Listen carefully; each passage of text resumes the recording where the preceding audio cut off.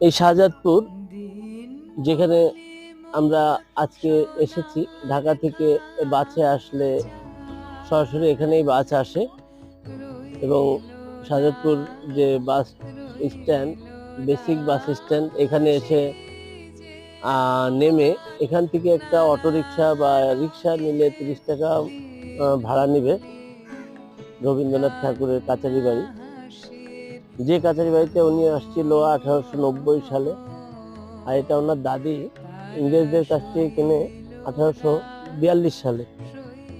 সেই সময় থেকেই এই কাচারি বাড়ি খুবই একটা সমৃদ্ধ জায়গা, যেহেতু রবীন্দ্রনাথ ঠাকুরের জমিদার কালীন সময়ে, তারও আগের থেকে এটা ওনাদের কেনা ছিল। আর উনি এখানে এসে অনেক অনেক সাহিত্য কর্ম করেছেন। তো